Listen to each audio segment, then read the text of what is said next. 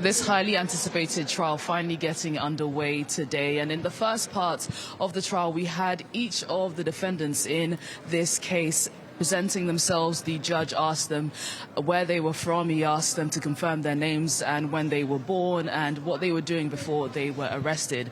And a particularly poignant moment during that part of the trial was Mehdi Nemmouche, who, after presenting himself, talking about when he was born, he went straight away to protesting what he had been accused of. He said that he was never one of the captors in this case. He says that he's never met the victims in this case. Now, two of the victims are present in court today, Edouard Elias and Didier Francois. They are just two of the four French journalists that were taken during the spring to summer of 2013 while reporting in Syria.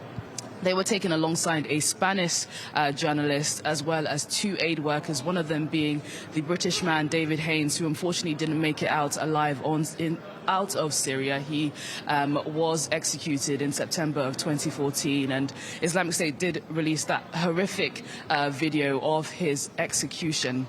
We also have heard from the lawyer of Mehdi Nemmouche. He spoke to reporters just before entering the courtroom, and he said that the testimonies from victims can't be taken as gospel truth. He said that they aren't sacred.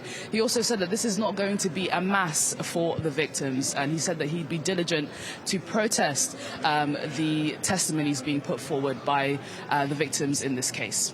So, Yinka, just remind us then of what exactly they're all being accused of. Yes, that's right. So the four defendants, or the five defendants in this case, two of which are being tried in absentia, are accused of kidnapping. They're also accused of acts of torture and accused of acts of barbarity during those months of captivity that the victims in this case were put through.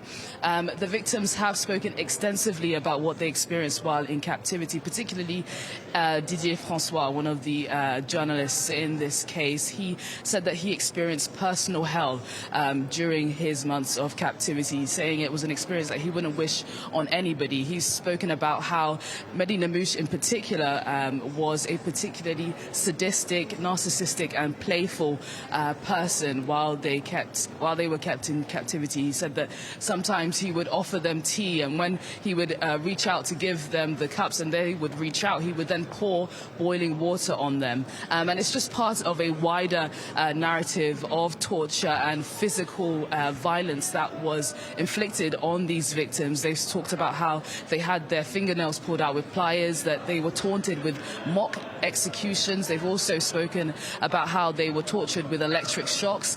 And it is just really horrific what we have been hearing in court today. And I'm sure over the next few weeks of the trial, this trial is going to be going on for 5 weeks, there will be more and more of those horrific testimonies coming out.